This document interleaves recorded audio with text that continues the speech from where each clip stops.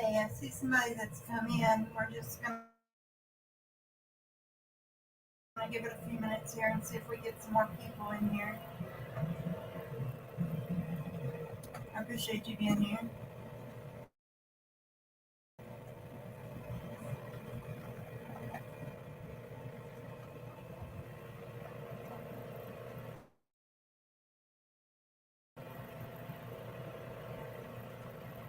We're going to give it just a few minutes. What we're going to do today is I've looked more in depth to the Fbi.gov missing posters that I pointed out on my last live.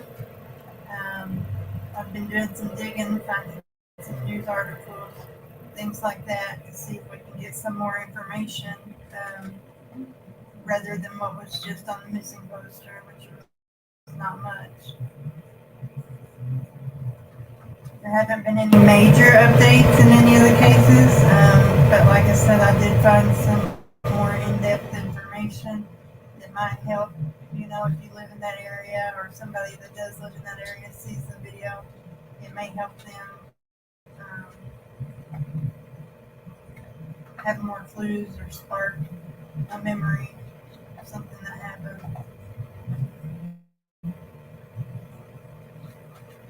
I'm going to give it just a few more minutes here, and then we'll start.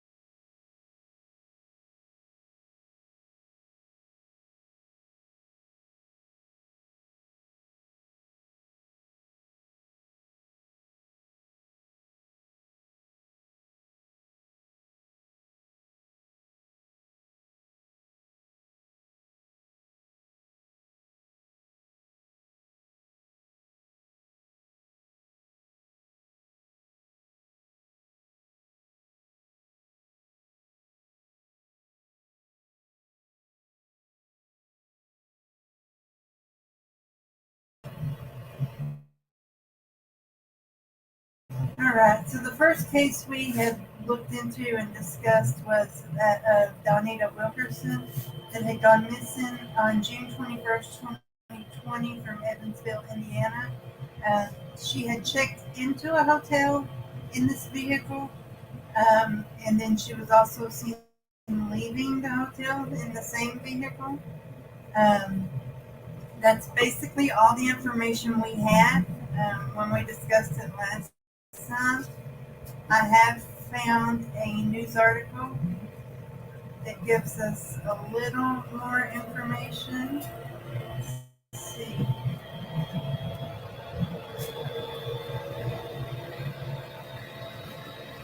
On this load here.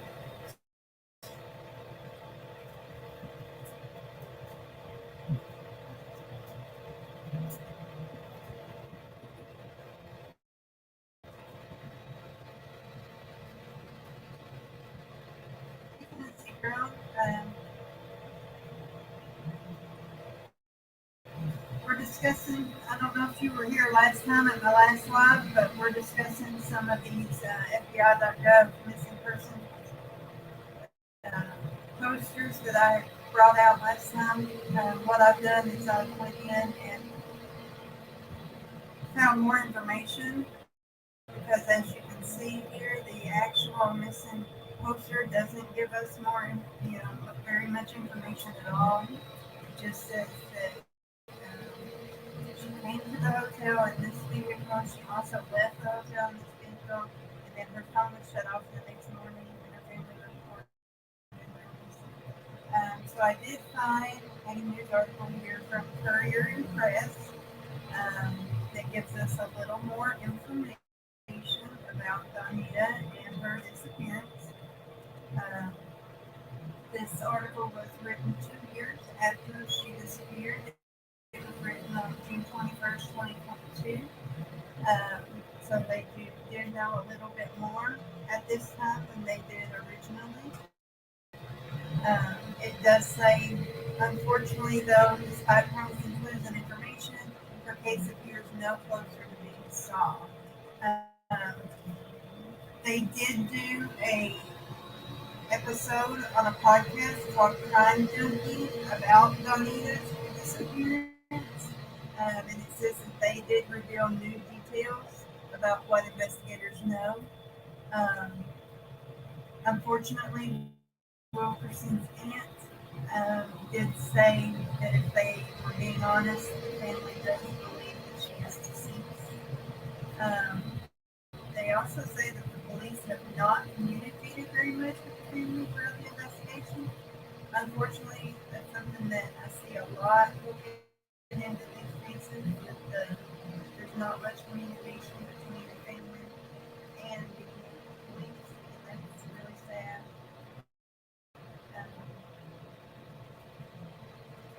Yeah, I've started. Are you not able to hear me? Can you hear me, Tennessee girl?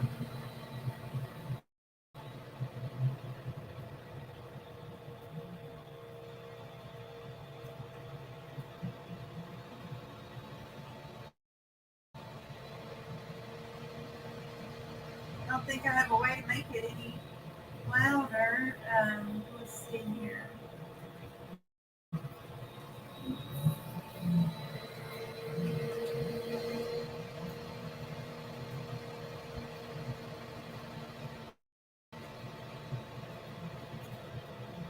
Are you not able to hear me at all? Or, I mean, my little circles lighten up when I talk.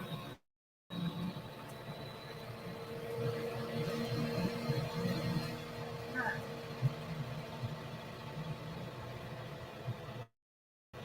Well,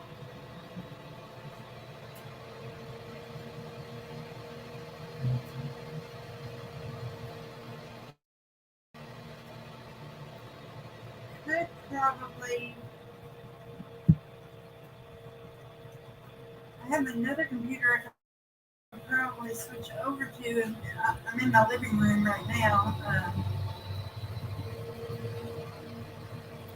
And I don't think I can move this computer to make it closer to me. Maybe I can sit on the floor and get a little bit closer to the computer. Let's see what I can do here. Is that any better? I'm a lot closer to the computer now. Can you hear me better?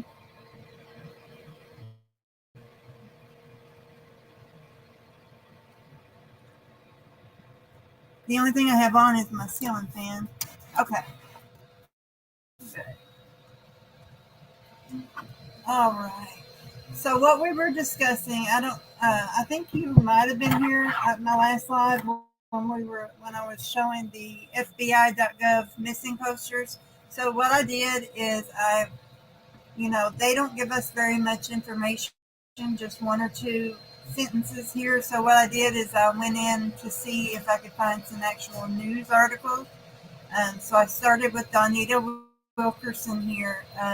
What the poster told us or showed us is that she arrived at the hotel in this vehicle. She was also seen leaving the hotel in the same vehicle.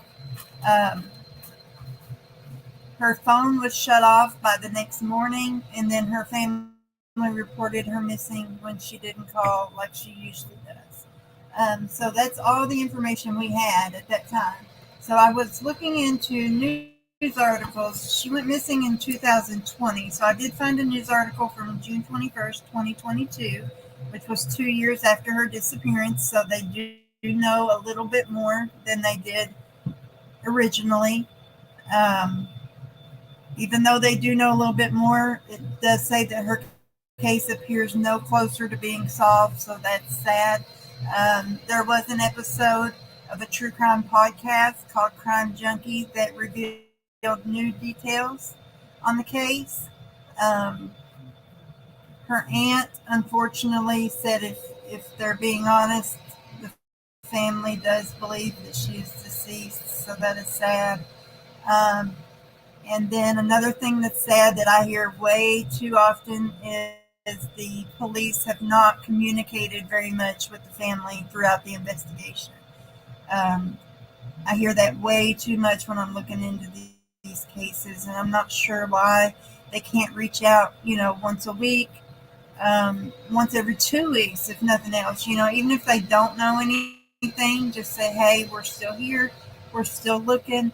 We haven't found anything, but I just wanted to reach out and let you know that somebody's thinking about you. That's all it would take. It would only take a 30-second phone call, and that would make the family feel so much better. Um, so the additional information that the podcast had released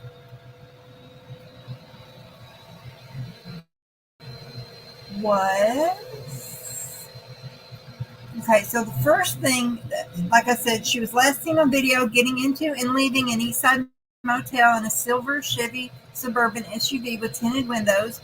They believe the SUV then drove into southern Illinois. Investigators shared the information about the SUV and the motel with the public in a February 2021 press conference. They have not named the suspect in the case. They said they identified the owner of the SUV and he was not cooperating. So that's something else, when they find somebody like this, for example, this is the guy that was last seen on video with her. If he doesn't want to answer questions and they have no more evidence besides a picture of her getting into his vehicle, they cannot force him to talk. And, that's what causes a lot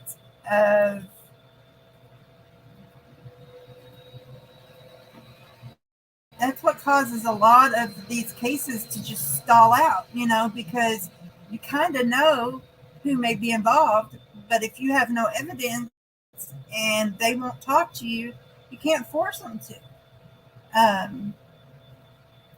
So it says Wilkerson's family told Courier and Press, which is this website that I'm on here, in 2021 that in the days before her disappearance, she had been receiving threatening messages from two men and feared for her life. One of those men was her ex-boyfriend, with whom she had an on and off relationship with for several years. According to the podcast, the owner of the SUV was her ex-boyfriend's nephew. The other man, her family said, had threatened her. So the two people that were threatening her were the ex-boyfriend and the ex-boyfriend's nephew. So the person that we see in this picture is the ex-boyfriend's nephew. So, it doesn't take much to put two and two together to show, that this man had been threatening her. He's related to her ex-boyfriend that had also been threatening her, and he's the last person to be seen with her. So, but like I said, if they have no evidence, they can't force him to talk, and then it just stalls the whole investigation. And I don't have a suggestion on what can be done in cases like that. What can you do? So it says motel surveillance video showed Wilkerson arriving at the hotel in the SUV and leaving about 5 hours later with the ex's nephew. So that's interesting too. Why would they? What did they do for those 5 hours? What was going on? And it doesn't mention.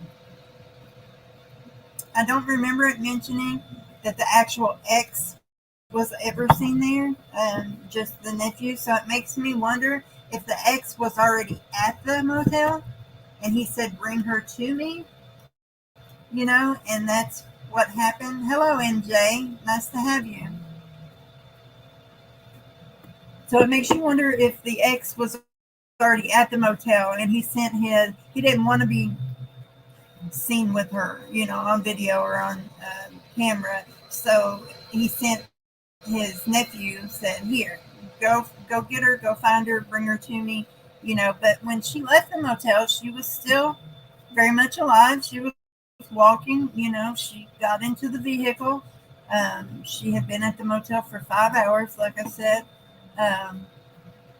Said that when police obtained Wilkerson's cell phone records, it showed that her phone had traveled to Carbondale, Illinois.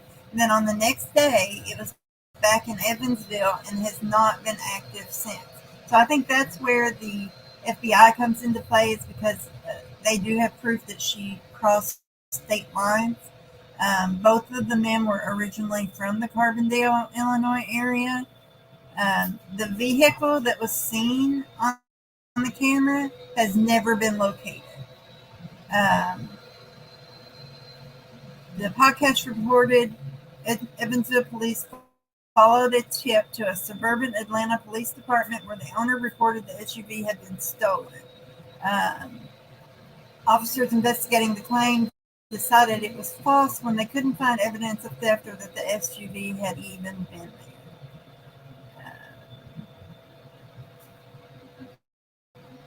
The ex-boyfriend was arrested 4 times in 2018 and 19 for domestic violence, with Donita Wilkerson as the victim. Um, the family and friends have continued to raise awareness and search for answers. They are offering a $3,500 reward for anyone who shares information on Donita's whereabouts. The family, friends, and the police hope that there are still answers out there that can be found, and absolutely there are. Somebody knows something. Somebody always knows something, um, and that's exactly what it says here. Someone out there knows something, and it would be extremely helpful if that person or persons would come forward to help bring answers to the family and friends who have been affected during this investigation. So, that's what I could find on Donita Wilkerson. Like I said, it doesn't take much. Hey, Andrew, that's okay. We just discussed the first case, Donita Wilkerson. We're going to do a few more here. Um, I'm glad to have you. So it doesn't take much to put 2 and 2 together, with there being documented domestic violence between her and the ex-boyfriend. The person that she was last seen with um, was the other man that had been harassing and threatening her, which is the ex-boyfriend's nephew. Let me double check that. Yeah, the ex-boyfriend's nephew was the last person that she was seen with right here on camera leaving the hotel. Um, so there we go, and like I said, the case just stalled out. They can't find the vehicle.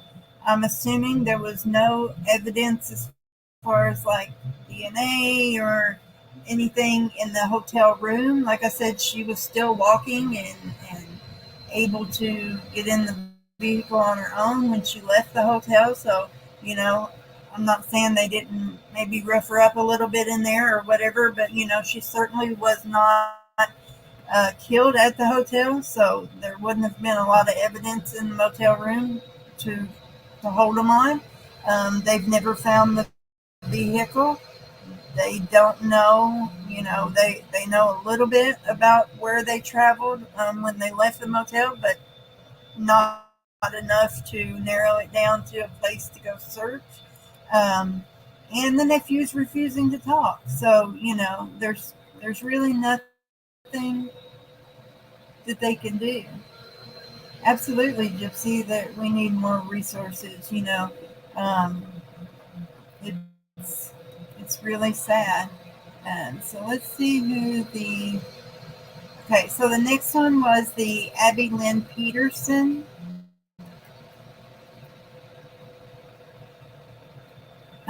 This one, the only thing that she was missing on September 15th or September 5th, 2017 in Lumberton, North Carolina. The only thing that the missing person poster told us is she was last seen wearing brown shorts and a white shirt, and she was last seen on that Tuesday around 11:30 a.m. when she left her home.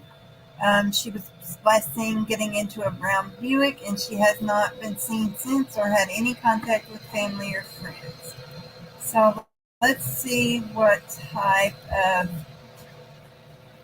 updates we can get here.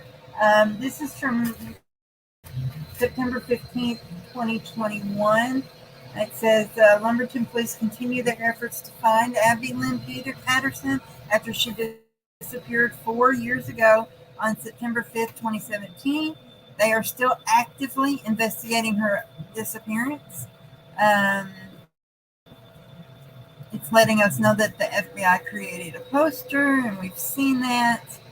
Um, Detectives have followed a number of leads but have not determined what happened to Abby after she left her home. Abby's mother, Samantha Lovett, released the following statement. Abby's smile lit up every room, but the room went dark for our family on September the 5th, 2017. Every day, our mind and hearts question where and why this has happened to our sweet Abby. I can only pray that our grief, desperation, prayers, and hope to find Abby will outweigh the evil that has left us with the unknown for 4 horrific years. Abby is loved by so many, some that don't even know her. God will prevail and give us the answers we need to bring her back home to us. I am her voice, and I will keep screaming her name. I will never give up. Please share Abby's beautiful face. It has been 4 years too long. Please join the Find Abby Facebook page and keep sharing. Thank you for all your continuous love, support, and prayers. Anyone with the information on the disappearance is asked to call the Lumberton Police Department at 910-671-3845 and speak with Detective David Williford. Now, when I read this statement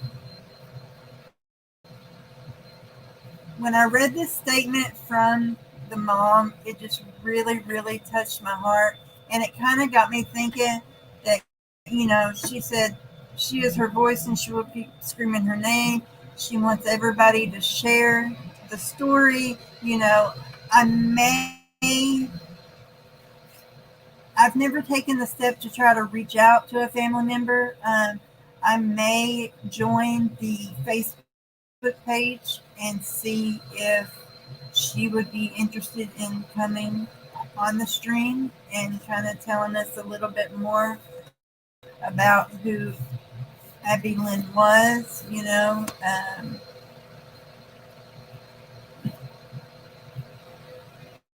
Okay, this is what I wanted. This one I wanted to add. It says in a video statement, the FBI says they have promising leads and they believe they know who she was with before she disappeared.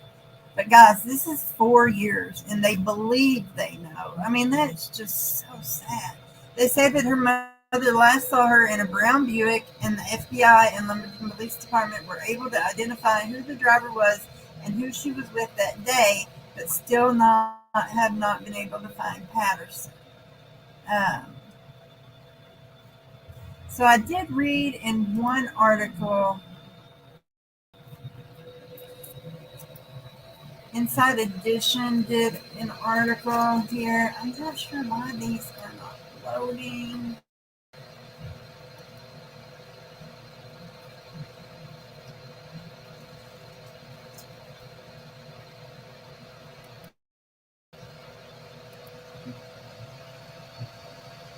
Sorry, guys. I did read in one article about Abby Lynn that the person in the brown Buick had said that they dropped her off at a different location. They didn't drop her off back at home. But that's what I thought on Abby Lynn. What is your guys' thoughts or suggestions on reaching out to a family member? Do you think that it's rude? Do you think that it's giving them a chance to speak their story and it would be a good thing? Or do you think it's overstepping boundaries? I think different people have different thoughts on that. But I mean, you do see family members come on the panels, and these are people that need the exposure. Even though I'm a small channel, you know, if people in their area, if I title it right and put the right tags on there, people in that community, people in that area may watch the video, and it may get out to people. The mother may say something that somebody didn't know. So I, I'm just kind of torn on whether that's overstepping boundaries or not. And I'd like to know what you guys think.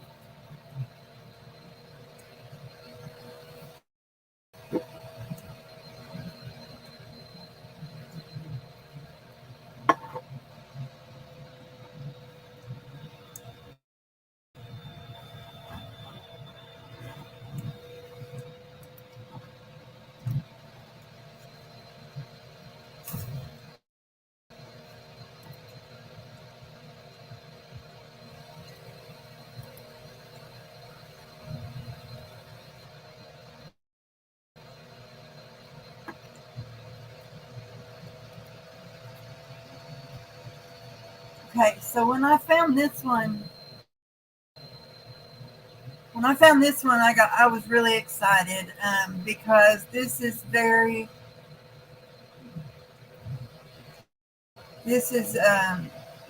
recent. I mean, considering when they went missing, this is very recent.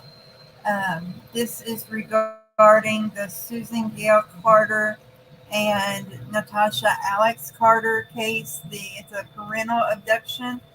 Um, there was a custody battle going on, so the court allowed Alex to go stay with her mom while they worked it out. So Alex did originally move in with the mom and the mom's new husband, and then next thing we know, they're gone. Um, we know for sure the mom and daughter were gone. My question last time was what happened to the new husband. I don't know if he was gone along with them or if they just left him too. I don't know. Couldn't find that information. I guess it really doesn't matter.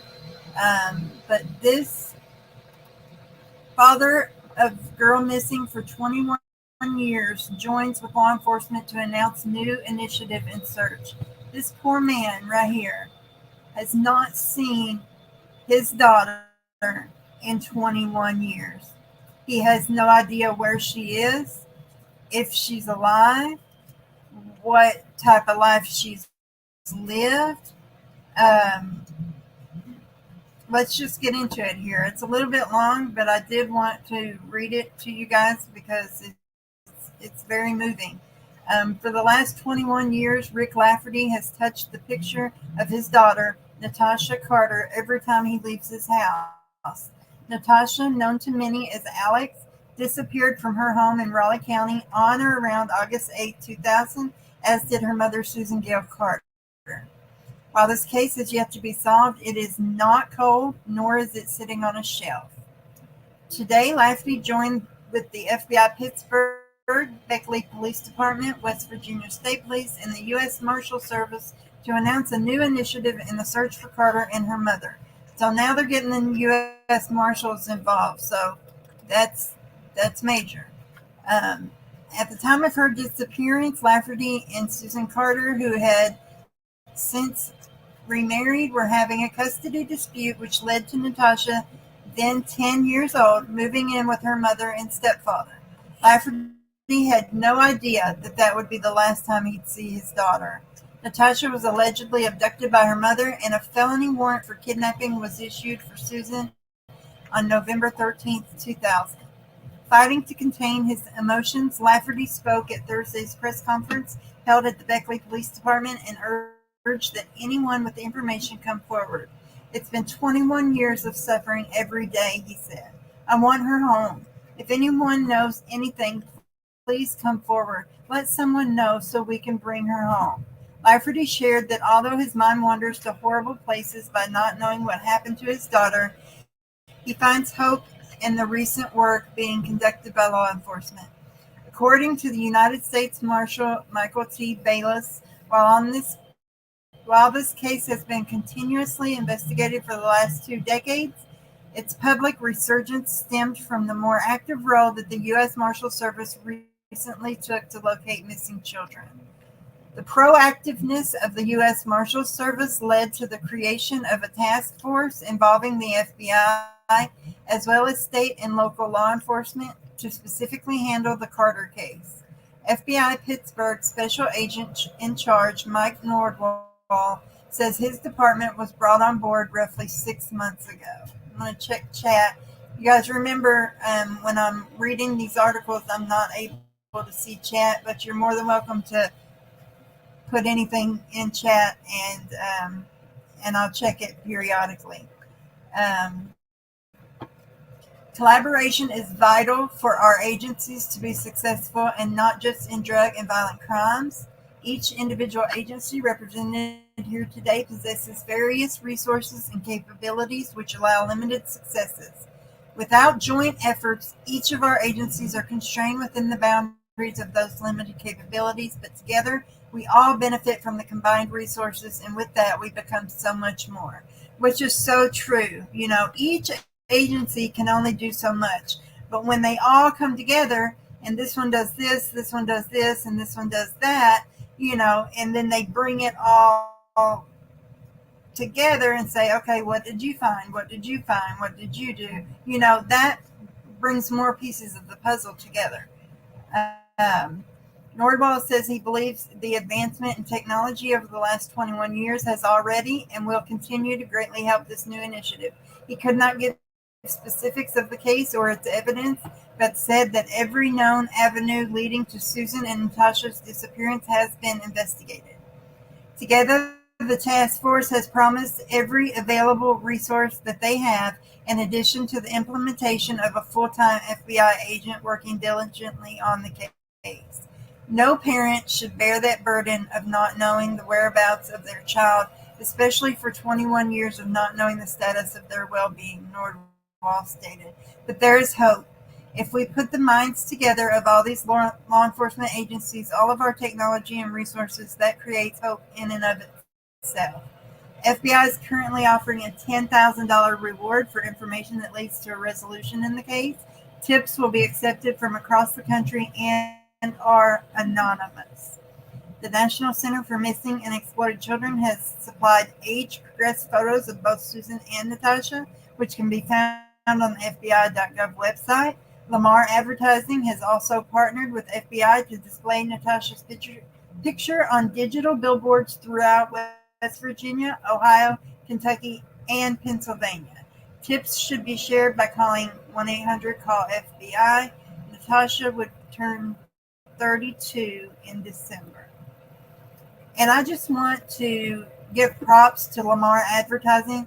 They do this a lot, where they donate spaces on their digital billboards, and that's awesome for them to do that. Um, Billboards are very, very expensive. So for them as a company to donate spots in multiple states, I got to give them props for that. That's awesome. Um, okay. So the last one we have here is the Amanda DeGaio case. And this is the one that was super, super recent. This was from yesterday, guys. This, so just to refresh you on who Amanda DeGaio is, she went missing from Upper Darby, Pennsylvania, June of 2014. Um, she was reported missing by relatives on August 27th, but had not been seen by her family in Upper Darby, Pennsylvania since the first week of June 2014, after she returned from a trip to Florida. She left home without her cell phone, credit cards, or additional clothing. DeGaio does not drive, and it is unknown how she left home. She's known to frequent the Upper Darby, Clifton Heights, and the Overbrook section of Philadelphia, Pennsylvania. If you have any information concerning this case, please contact the Upper Darby Police Department at 610-734-7693. So I'm not familiar with any of these areas. So if anybody listens to this that is familiar with those areas, just take a look here. Looks like she's had a few different hair colors and hairstyles. I know it's been a while, 2014, but kind of think if you've seen her. But now, like I said, this was published yesterday. A search of Chester County property linked to 2014 disappearance of Amanda DeGaio. Authorities executed a search warrant at a Chester County property in connection to the 2014 disappearance of Amanda DeGaio, according to law enforcement sources. Authorities, some equipped with shovels, were seen on 270 Red Pump Road in Nottingham on Wednesday afternoon.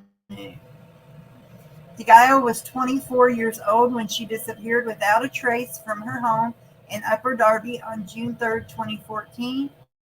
She reportedly left without her cell phone, credit cards, or a change of clothes. Leads have been sparse in the more than 8 years since DeGaio vanished. Authorities in Upper Darby have commemorated the anniversary of her disappearance by asking for tips.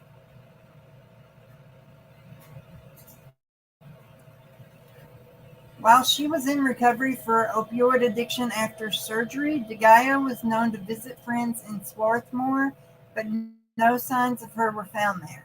Police also investigated a reported sighting of DeGaio years ago in Kensington, but the person turned out to be someone else.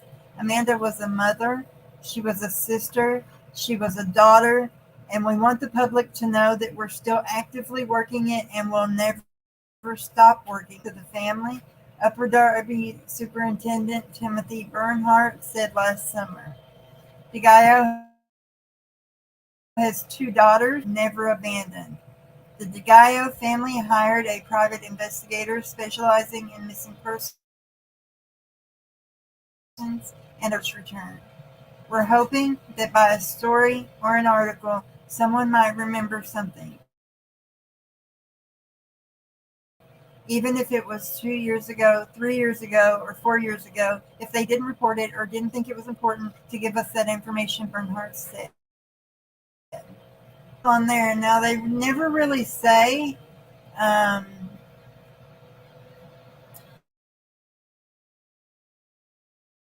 what caused them to search this property or do this dig on this property. Um, it's awesome though that they're obviously still getting tips, or they wouldn't be out there with shovels digging. Um, so we'll just wait to see if we can get an update on that and see if they found anything during that dig. Like I said, that was just yesterday that article came out. So that's awesome. You know, that shows us that even a case from that long ago, 8 years ago, that they're still actively working it. You know, we have police officers out there with shovels in hand, digging. Uh, doesn't say what they were looking for specifically or what led them there.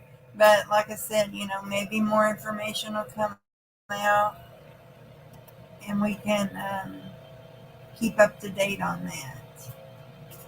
It just breaks my heart, like I said last time, that you can go and the Fbi.gov website is just one website. There's missingpersons.org. There's lots of different websites, and there's just hundreds and hundreds and hundreds of missing people that you never hear anything about.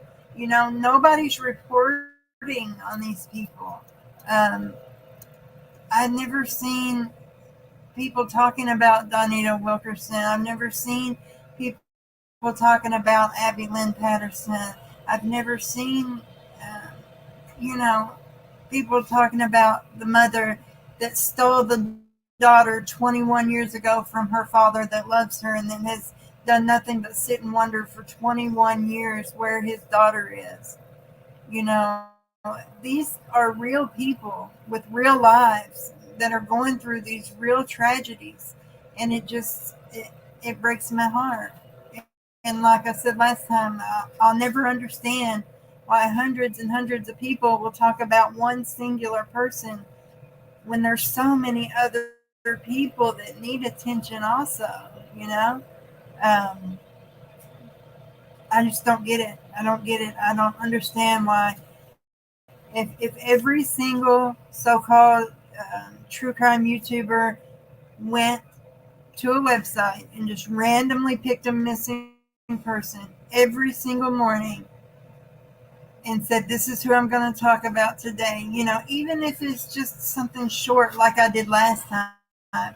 I picked six posters, and I was like,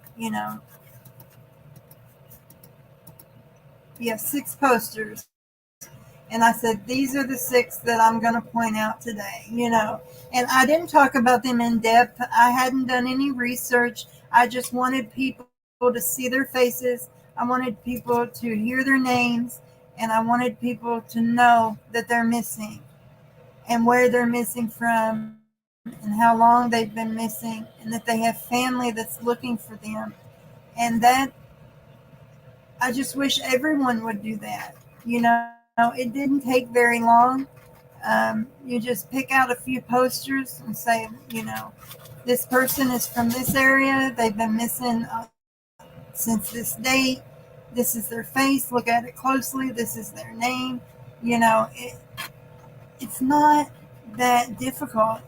Even if you wanted to do your full story on somebody else, you could throw it in at the beginning or throw it in at the end. These people need attention too. Like that one mother said, she's never going to stop saying her daughter's name. She's never going to stop putting it out there. But she's just one person, guys. These people need help. Even if you don't do true crime, throw a poster up at the beginning of your show. Throw a poster up at the end of your show. Just make it something that you do. And you never know who's going to see it. You never know. It may not help anything, but it may help everything. You don't know.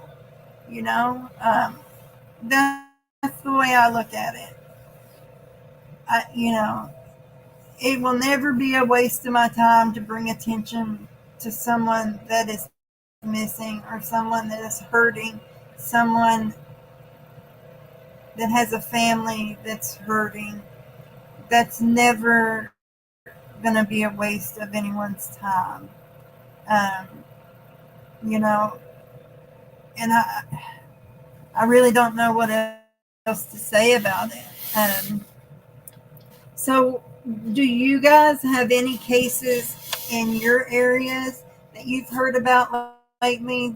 Any names that you can give me? Anything that I can look into? Um, you can always send me not options, but you can always send me information to my email, e2ky@gmail.com, or put it here in chat. If I know a lot of us don't watch cable or watch the new, the regular mainstream media news, but if there's a name that you've been hearing in your area or something, that's caught your eye, maybe a billboard or a poster somewhere that you've been, you know, let me know. I'll look into it.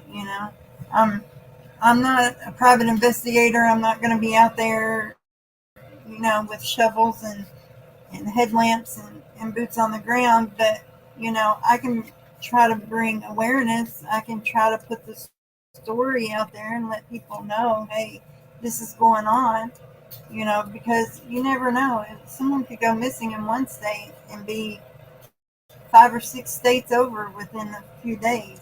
Hey, Chaotic, how are you?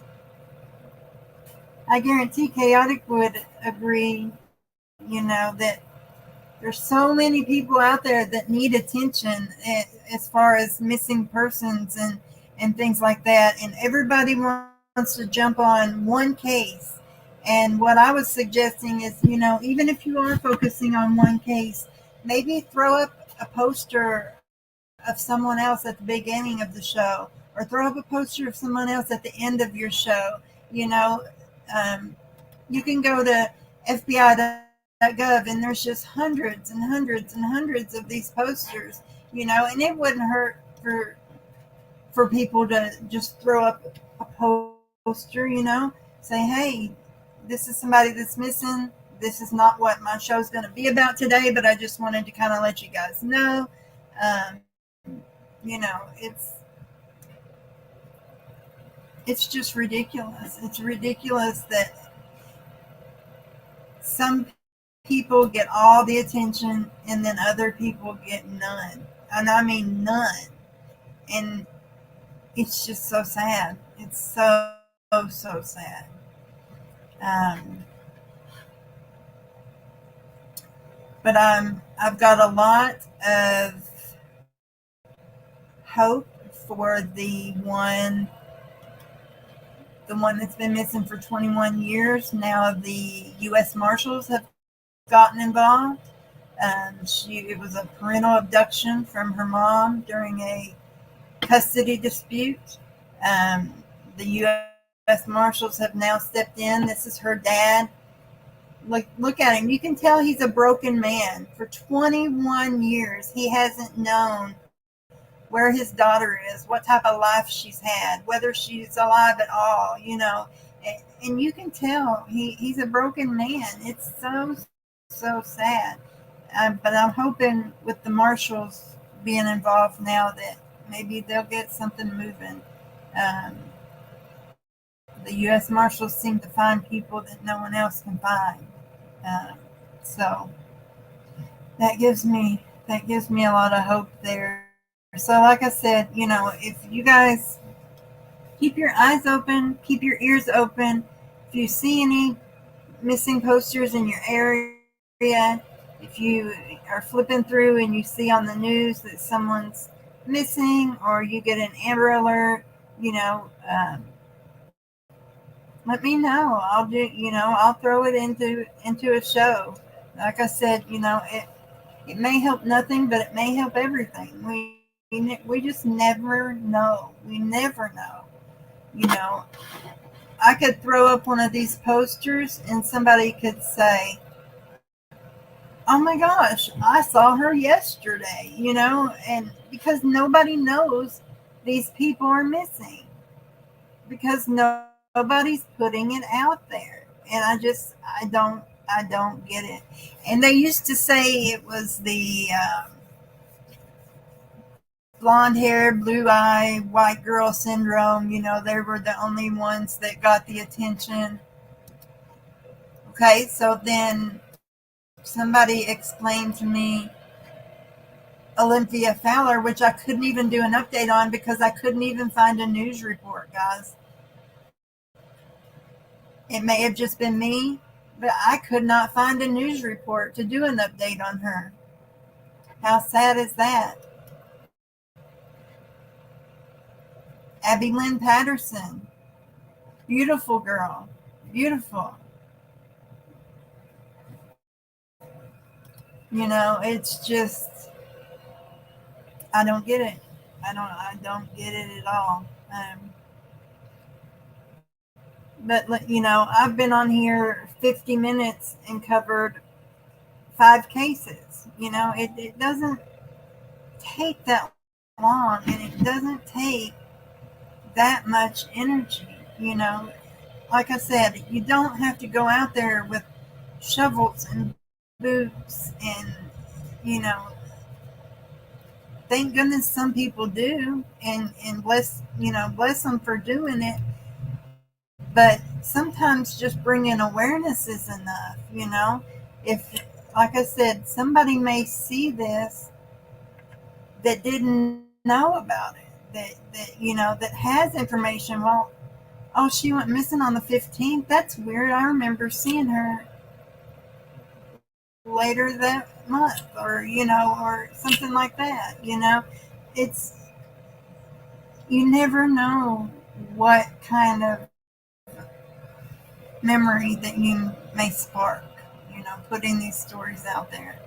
Um, I'm glad there are people that go out there physically and do the digging and the climbing and the searching. Bless them. God bless them for real. But there's other things that can be done.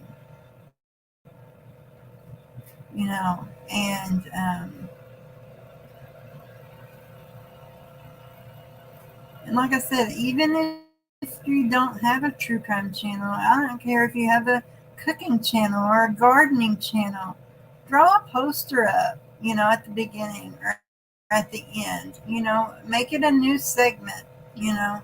It takes 2 seconds. Like, okay, we're done with the show today, guys. Our featured missing person of the day is Abby Lynn Patterson. And then read the details down here. It's usually only 2 or 3 sentences. Let them know where they can call if they have any information, and then close out your show, or do it at the beginning. And I'm not trying to shame anybody for not doing it or to do it, but I'm just saying there are things that we can do um, to help. Because sometimes I know with me, I feel like I'm just a woman in Kentucky sitting on my couch. What can I do to help somebody missing in Pennsylvania, or Arizona or California? Sometimes you feel like you can't help, but with the internet, you can reach anybody. You know, um, so just give it a thought. Look into these cases. Um, if you know anything, call the tip lines. There are things that we can do to help. I did order some items, mostly ordered them for the fundraiser concert that we're doing on the September 24th in Corbin, Kentucky at the Ice House Bar and Grill. I've ordered some cancer ribbon bracelets. I've ordered some pins, not ink pens, but like pins for your shirt or your hat, those kind of pins. I've ordered some magnets, the large car magnets. They are so cute. They say cancer missed with the wrong one. I love them. Um, and I'd love to be able to sell them on here, but with shipping the way it is right now, I can't really figure out a way to do it where it seems fair to you guys. Because I would hate for somebody to buy a $1 bracelet and have to pay $6 in shipping. It's ridiculous. But that's what it would be. Shipping costs are crazy right now. Um, so if you guys have any thoughts or anything about that, uh, let me know. Because, like I said, I just, um, in good conscience, wouldn't want to do that. Um, I've got some T-shirts coming too. They're not in yet, but they will be here for the fundraiser concert. Um, because I was going to do some fun stuff, like Jimbo's been doing, where we spin the wheel and you could win something. Maybe put together a little prize pack where you get like a bracelet and a pin and a shirt, or a bracelet and a pin and a magnet. Um, and maybe we could do that if we could get enough people in on the wheel, where it would cover shipping and things like that, but it wouldn't cost one person as much out of pocket. That may be an idea um, that I could do. Yeah, maybe we could do it that way. Put like 10 chances on the wheel, $2 a chance, and then you win a prize pack. And, that would cover the cost of the items and the shipping.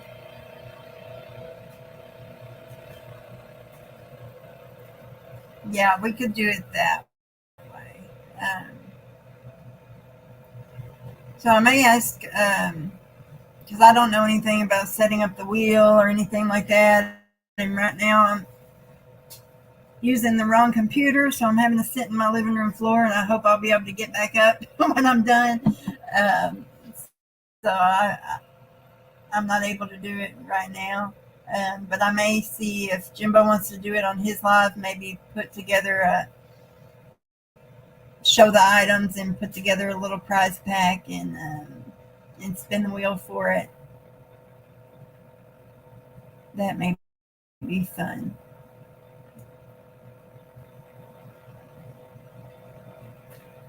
But does anybody have any cases that they want me to look into? Does anybody have any suggestions on different things we could do for the show to draw people in?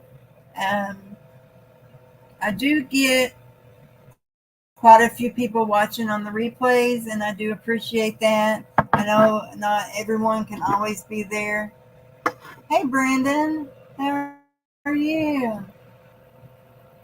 I know not everybody can always be there when you're live, but I do appreciate the people that watch the replays. That's awesome. And I appreciate everybody. I appreciate the ones that come to the live. I appreciate the ones that watch afterwards. It all matters, and it's all awesome. Um, I think I'm going to close out at an hour. We've got about a minute till we hit an hour. Robert Fisher, yes. I've looked in. He definitely needs to be found.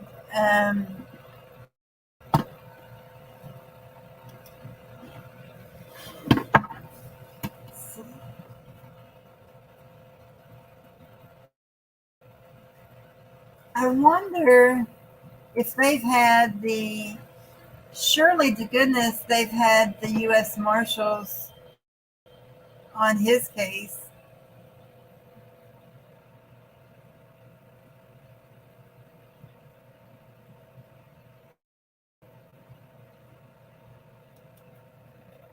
Was he removed from the 10 most wanted list?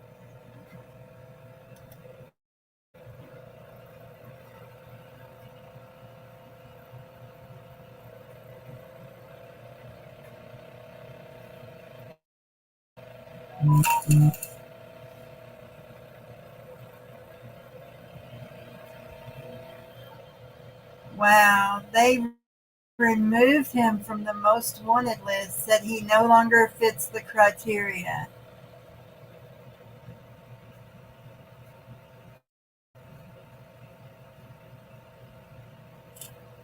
And he would be 60 years old right now. Do you think that he's still alive?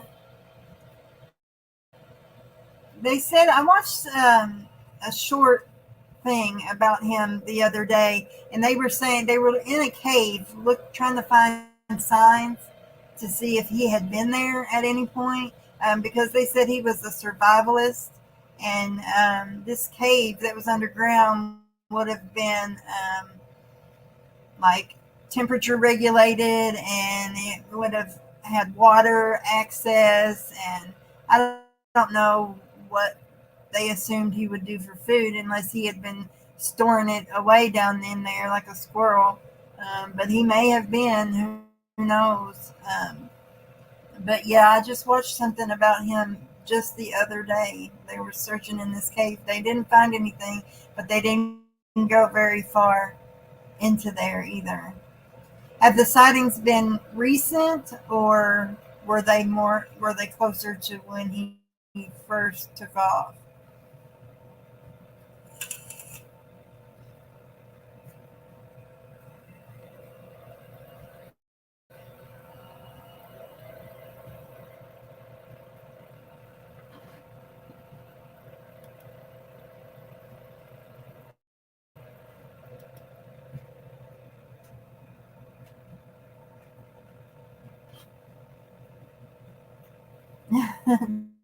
Don't die on us, Brandon. Take those deep breaths like you tell us when we're in chat. Take those breaths.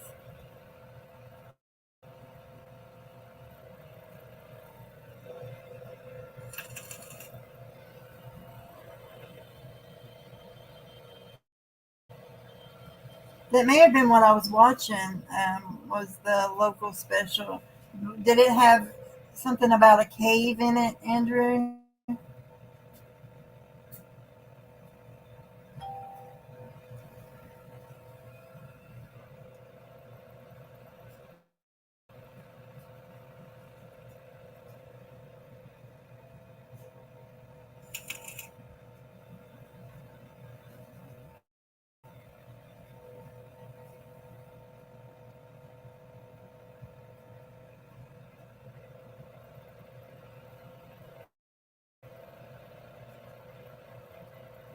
We could do that as well. You know, we could go over the FBI most wanted list as part of the show.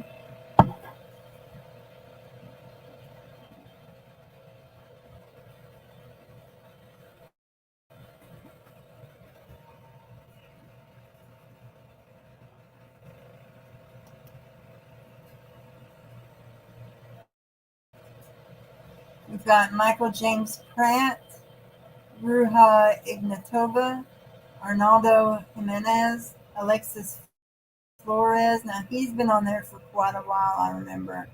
Jose Rodolfo Villarreal Hernandez, Yulan Adnei Archaga Carrias,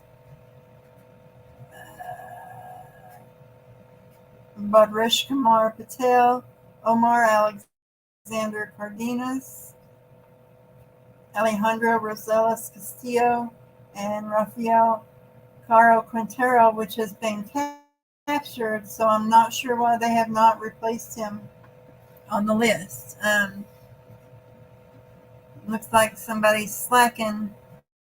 They need to remove him and replace him on the list. Surely to goodness, we've got fugitives out there that deserve to be on it.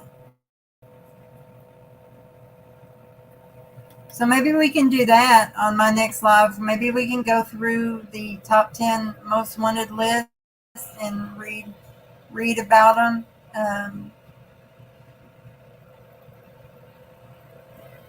Because it gives a pretty good description of why they're on the list, and it gives other pictures that look quite different than this one. I wouldn't even know that this guy and this guy were the same person, to be honest. So yeah, see, I appreciate any suggestions that you guys have. I think that's a great idea. So maybe on my next show, that's what we'll do. We'll go over the FBI 10 most wanted, well, 9 most wanted if they don't replace the captured guy by then. That's what we'll do on my next show. So I'm going to go ahead and end it here. Andrew says I'm going to put my email here in chat. If you're not able to get it for some reason because I end the live, it's on my about page. And if you want me to see that link or that special that you're referring to, I'd be more than happy to take a look at it and watch it. So just email the link to me or email me how to find it, and I can look it up. But I really appreciate you guys being here. Not sure exactly when my next show will be, but I will set up a reminder, so just be watching your notifications. I really appreciate you guys being here. I think we got Jimbo on at 8 o'clock tonight with Brandon